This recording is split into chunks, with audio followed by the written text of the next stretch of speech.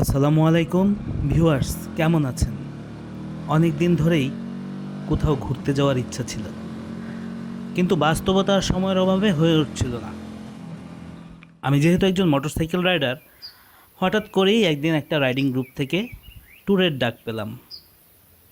যেতে হবে বান্দরবন মিরিঞ্জা ভ্যালি। পাহাড়ি রাস্তার ডাক, এই ডাক উপেক্ষা করার ক্ষমতা একজন বাইকারের থাকে না। তাই ব্যাকপ্যাক বেঁধে খুব তাড়াহুড়া করেই বের হয়ে গেলাম। যেহেতু ঝড় বৃষ্টির মৌসুম, তাই নিরাপত্তার জন্য পোল ব্র্যান্ডের একটি রেনকোট নিয়ে নিলাম। রিভিউ ভালো, তাই আশা করছিলাম পুরো বৃষ্টির টোরে বৃষ্টির হাত থেকে আমাকে রক্ষা করবে। আর ভাগ্য ভালো বলতেই হবে, সপ্তাহখানেক আগেই আমার বাইকটাকে একটা মাস্টার সার্ভিস করাইছিলাম। লং ট্যুরের আগে বাইকের ফিটনেসটা খুবই জরুরি। ব্যাকপ্যাক গুছিয়ে রওনা দিলাম ঢাকা বিশ্ববিদ্যালয়ের কেন্দ্রীয় শহীদ মিনারের দিকে, যেখানে সবার সাথে একসাথে মিট করার কথা। এই গ্রুপটিতে আমি একেবারেই নতুন, তবে গ্রুপের একজন অ্যাডমিন আখের ভাই আর একজন সিনিয়র রাইডার হৃদয় ভাই আমার পূর্ব পরিচিত। তাদের সাথে আরেকবার টোরও দিয়েছিলাম। বাকিদের সাথে পরিচয় হবে রাস্তায় চলতে চলতেই। একটা কথা আমি সবসময় বিশ্বাস করি, বাইকাররা সবাই ভাই ভাই। আগে পরিচয় না থাকলেও একসাথে রাস্তায় নামলে মনে হয় বহুত দিনের পরিচিত। একটা অদ্ভুত বন্ধুত্ব, একটা আলাদা বন্ধন তৈরি হয়ে যায়। রাত ঠিক 12টায় আমরা রওনা দিলাম।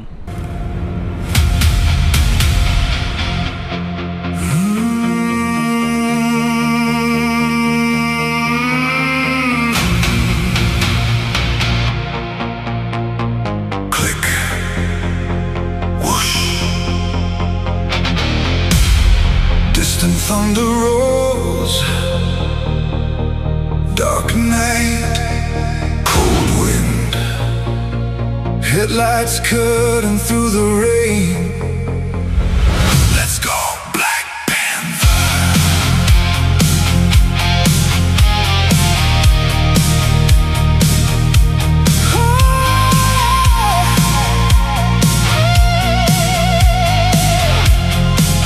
Let's go, Black Panther.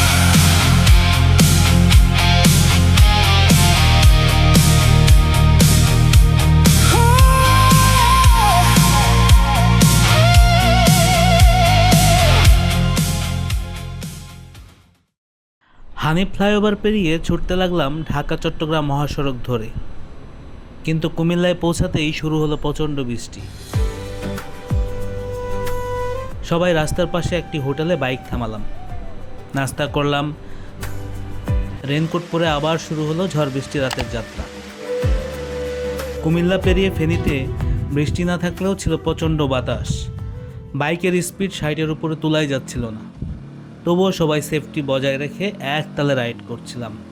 Group রাইডিংয়ের আসল সৌন্দর্য এখানেই, কেউ কাউকে ফেলে যায় না। সবাই নিয়ম মেনে একে অপরকে সাপোর্ট দিয়ে সামনে এগিয়ে চলে। রাতভর বৃষ্টি মাথায় নিয়ে ছুটে চলেছি প্রাকৃতিক সৌন্দর্যের খোঁজে। ভোরের আলো ফুটতেই ফেনীর শেষ দিকে একটি জায়গায় দাঁড়ালাম। নিজের দিকে তাকানোই যাচ্ছিল না। বাইকের অবস্থাও একেবারে একই রকম, কাদা ছিটে আমরা দুজনেই প্রায় একাকার।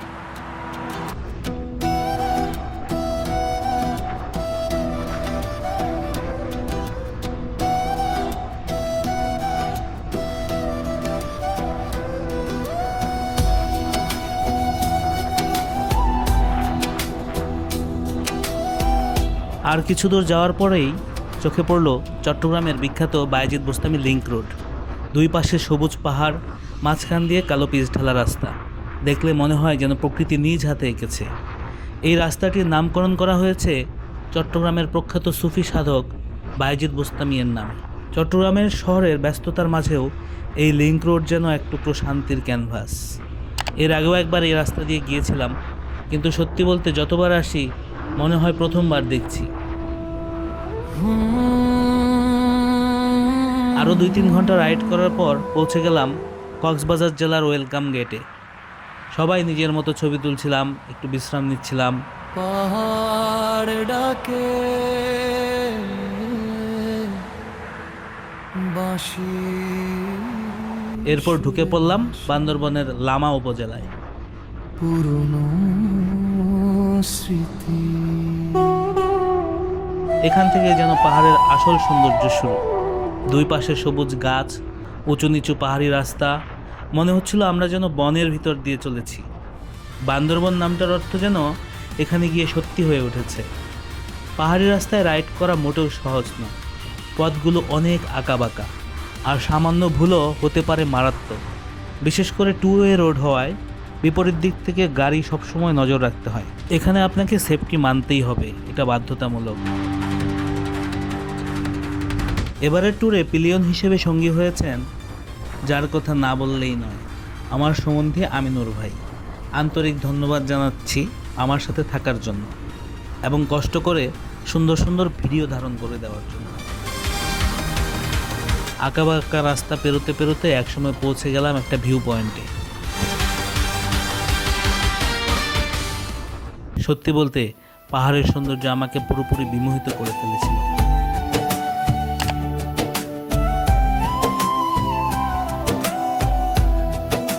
আমরা তো সমতলের মানুষ, প্রতিদিন পাহাড় দেখি না, তাই পাহাড়ের প্রতিটি ঢেউ, প্রতিটি সবুজ স্তর আমাদের কাছে আলাদা এক বিস্ময়। এই ধরনের পাহাড়ি রাস্তায় আপহিল আর ডাউনহিল খুব গুরুত্বপূর্ণ বিষয়। উপরে উঠতে ইঞ্জিনের শক্তি লাগে আর নিচে নামতে লাগে সঠিক ব্রেকিং কন্ট্রোল। তাই লং ট্যুরে বের হওয়ার আগে অবশ্যই নিশ্চিত করতে হবে brake shoe, drive chain, engine oil, air filter, tyre pressure সব কিছু ঠিক আছে কিনা। আর হাইওয়ে কিংবা পাহাড়ি রাস্তায় রাতের রাইডের জন্য একটি ভালো ফগ লাইট সত্যি অনেক আত্মবিশ্বাস দেয়।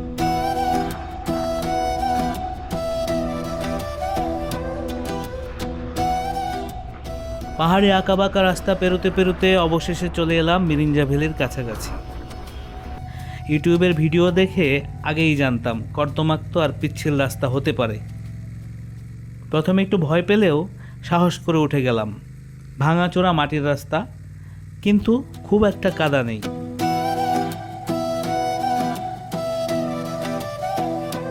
পৌঁছে গেলাম মিরিঞ্জা ভ্যালির গেটে। খুব সুন্দর সাজানো গোছানো একটি রিসোর্ট।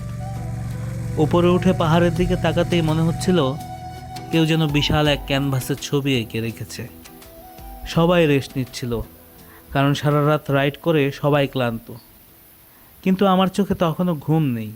মনে হচ্ছিল পাহাড় যেন আমাকে ডাকছে, এই যে বাইকার, ঘুমাতে এসেছো নাকি আমাকে দেখতে এসেছো? দূরে দেখা যাচ্ছিল সেই রাস্তা যেটা ধরে আমরা এই পাহাড়ে উঠে এসেছি। পাহাড়ের ঢালে ছোট ছোট জুমঘর, কাঠের রঙিন কটেজ, সব মিলিয়ে যেন প্রকৃতির বুকে আঁকা এক জীবন্ত ছবি। একসময় ক্লান্তি আমাকেও গ্রাস করলো। যেহেতু আগামী দিনও এখানে থাকা হবে, তাই আর সময় নষ্ট না করে চলে গেলাম ঘুমের দেশে।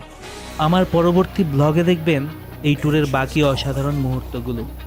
ভিডিওটি যদি আপনার কাছে ভালো লেগে থাকে তাহলে অবশ্যই চ্যানেলটি সাবস্ক্রাইব করে পাশে থাকবেন, কারণ সামনে আসছে আরও অনেক রোমাঞ্চকর রাইডিং আর ট্রাভেল স্টোরি। সবাই ভালো থাকবেন। আল্লাহ হাফেজ।